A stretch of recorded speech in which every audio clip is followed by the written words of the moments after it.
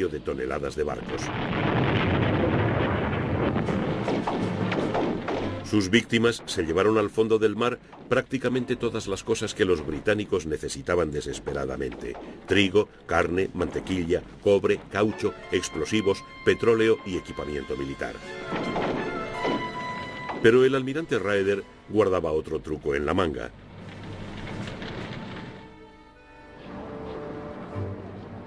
Durante la Primera Guerra Mundial, la Armada alemana había utilizado cargueros transformados para atacar a los barcos británicos. El campeón de aquellos depredadores del océano fue el Moeve. En su primer crucero en el invierno de 1915-1916, el Moeve hundió 14 barcos aliados. Unos fueron víctimas de sus cañones camuflados y otros de las minas sembradas por el corsario alemán. Un año después, el Moeve emprendió un segundo crucero. Disfrazado de buque neutral sueco, se internó en el Atlántico. Empleaba sus cañones para obligar a los barcos a detenerse y entonces enviaba un piquete de abordaje que tomaba posesión de ellos. A veces el barco era hundido y su tripulación trasladada a bordo. Si el cargamento era valioso, se enviaba a Alemania con una tripulación propia. Aunque el Moeve contabilizó 25 barcos, los submarinos alemanes representaban una amenaza mayor.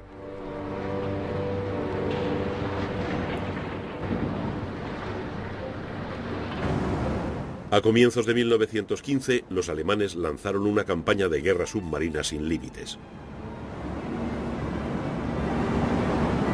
Eso quería decir que los buques mercantes podían ser atacados sin aviso previo.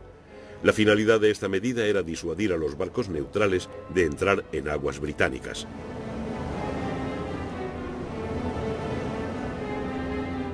Para combatir a los submarinos, los británicos desarrollaron su propia forma de guerra secreta. Barcos mercantes fueron equipados con armamento camuflado. Algunos de ellos tenían su base en el puerto irlandés de Queenstown, el actual Cobh, y eran conocidos como barcos Q.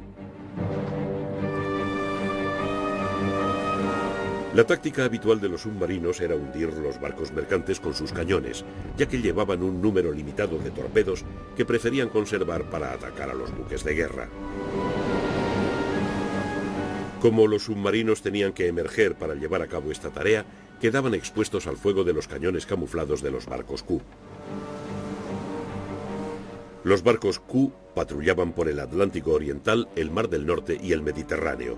Estos buques, altamente secretos, llevaban tripulaciones disfrazadas de marinos mercantes. Algunos barcos Q, disfrazados de barcos pesqueros, escoltaban a las flotillas de arrastreros que jugaban un papel vital en la alimentación de la población británica. Después de haber cedido a la presión norteamericana para abandonar esta guerra submarina sin restricciones, los alemanes la reiniciaron en 1917. La tasa de hundimientos aumentó, lo que obligó a introducir el sistema de convoyes.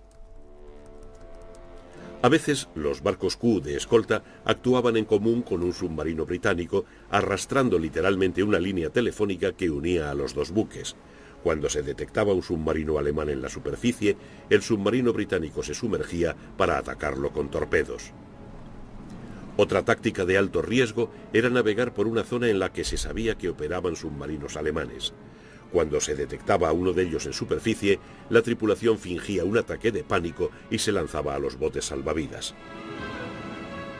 Después de esto, cuando el submarino había mordido el anzuelo y se había acercado hasta ponerse a tiro, se descubrían los cañones del barco Q, se izaba la enseña blanca que lo identificaba como buque de la Royal Navy y se abría fuego contra el enemigo. Al comienzo de la Segunda Guerra Mundial, el almirante Raeder recordó los éxitos de los corsarios secretos alemanes.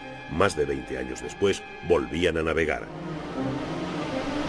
Finalmente se disfrazaron 10 mercantes para que parecieran barcos aliados o neutrales, se los dotó con cañones y torpedos y se les dio carta blanca para merodear a lo largo y a lo ancho en busca de sus presas. El espacio escaseaba en esos barcos, tenían que llevar botes de goma extra para sus grandes tripulaciones y toneladas de pintura y de estructuras necesarias para el camuflaje.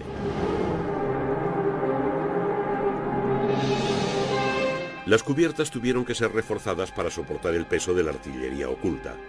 El corsario Penguin montaba un cañón de 75 milímetros a proa. Su armamento principal consistía en 6 cañones de 105 milímetros, apoyados por cañones de 20 milímetros, cañones gemelos de 37 milímetros y tubos lanzatorpedos. El Penguin, denominado HK-33, zarpó de Alemania el 22 de junio de 1940, el mismo día en que la batalla de Francia finalizaba con la rendición francesa. Bajo el mando del capitán Felix Kröder, tenía órdenes de operar en el Océano Índico, en las costas de Australia y en el Antártico. A comienzos de julio, el Penguin se había internado en el Atlántico. Pero por dura y arriesgada que fuera su misión, la tripulación pudo disfrutar de las ceremonias del paso del Ecuador.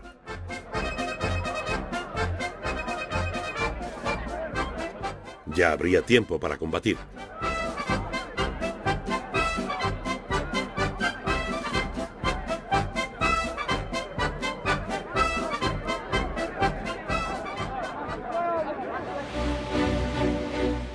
El 31 de julio, frente a la isla Ascensión, el Penguin hundió su primer barco, el navío británico Domingo de Larrinaga. La tripulación del mercante fue trasladada a bordo. Navegando hacia el Océano Índico, el Penguin hundió un petrolero noruego. El 12 de septiembre, el capitán Kröder observó cómo sus torpedos enviaban otro barco a las profundidades. Por entonces, la Royal Navy había montado una búsqueda intensiva del corsario alemán.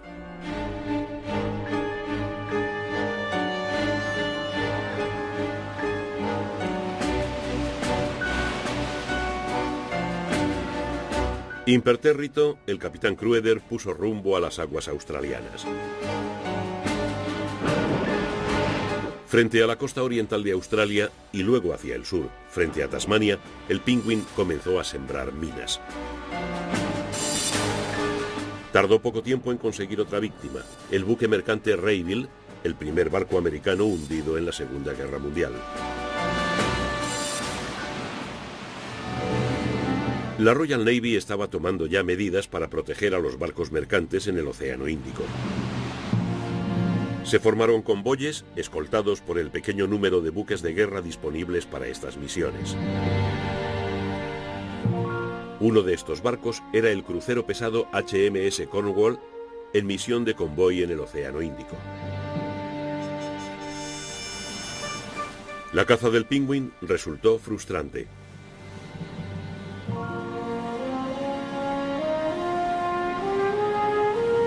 En las vastas extensiones del Océano Índico, ni siquiera podría haberse intentado sin el avión de reconocimiento Morsa. El Morsa, lento y desgarbado, pero muy maniobrable, era los ojos del HMS Cornwall, que buscaban un objetivo muy escurridizo a cientos de millas de distancia. Pero a medida que el Cornwall y su Morsa peinaban el aparentemente pacífico Océano Índico, la frustración de su tripulación crecía ante las noticias de la escalada de éxitos alemanes. A finales de noviembre de 1940, en la cuenta del Penguin figuraban 11 barcos hundidos o capturados. Kröder seguía navegando protegido por la inmensidad del océano.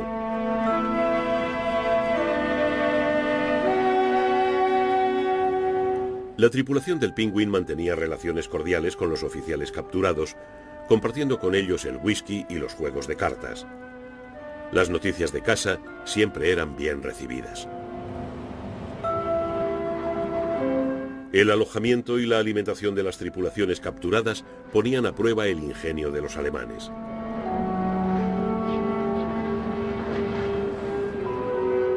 No todos los barcos interceptados por el Penguin fueron hundidos. Los que sobrevivieron fueron a veces utilizados como minadores auxiliares. Los prisioneros fueron transferidos a otros y bajo el control de tripulaciones reducidas del Penguin navegaron hasta Alemania. El Penguin se dirigía ahora hacia los témpanos de hielo de la Antártida.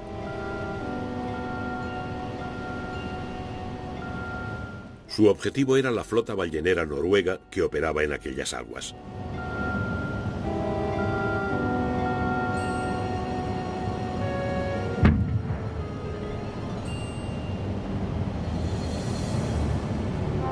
Kröder no esperaba ninguna resistencia. Los balleneros iban desarmados.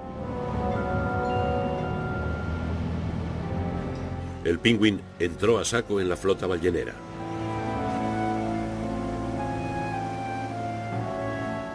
Muy pronto, Crueder había reunido su propia flota de 14 balleneros. Sus capitanes se entregaron pacíficamente.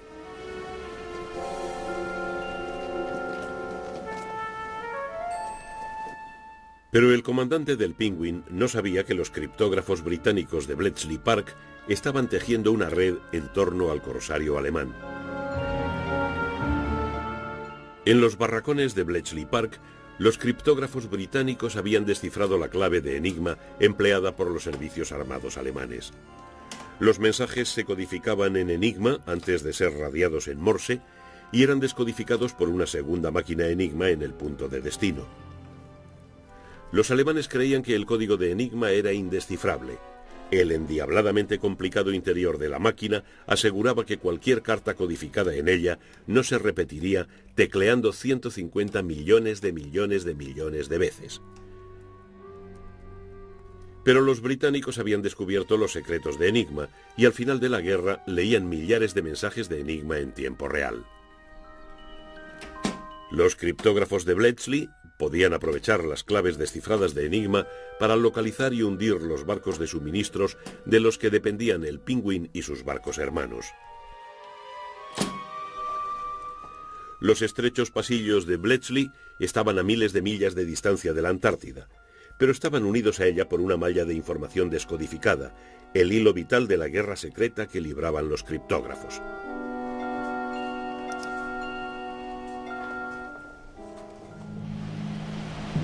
Aunque era consciente del incremento de las patrullas aéreas británicas y de las escoltas más poderosas a los convoyes, Crueder decidió regresar a las aguas más templadas del Océano Índico. La incursión por el Antártico había resultado ser un provechoso paréntesis para el Penguin. Pero sus días balleneros habían terminado. Ahora el Penguin y su flotilla de balleneros capturados tenían una cita con el acorazado de bolsillo alemán Almirante Scheer. Era un punto culminante del periplo del Penguin.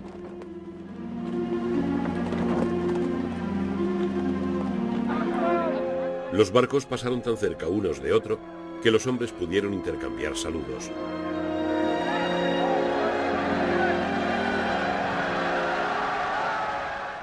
Un miembro de la tripulación del Penguin recordaba más tarde que aquello parecía una reunión escolar. Al entrar por el sur, en el Océano Índico, el capitán Crueder se dirigió hacia una isla remota. El objetivo principal del grupo enviado a tierra era rellenar los depósitos de agua del Penguin. Se encajó un bidón en un arroyo y el agua fresca se canalizó hasta la orilla mediante un ingenioso sistema de tubos y mangueras.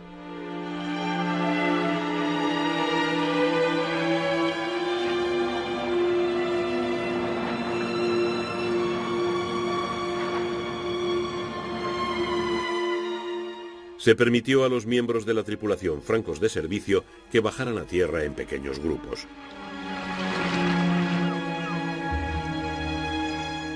Pero muy pronto regresaron al mar en busca de presas sin escolta. El avión localizador del Penguin entró rápidamente en acción.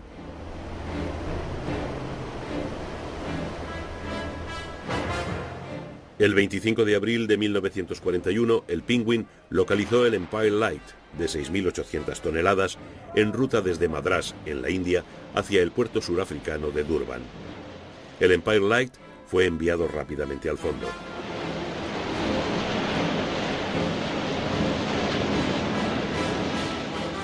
El 7 de mayo, el hidroavión del Penguin avistó un petrolero cerca de la entrada del Golfo Pérsico. El capitán Crueder se aprestó a caer sobre su presa.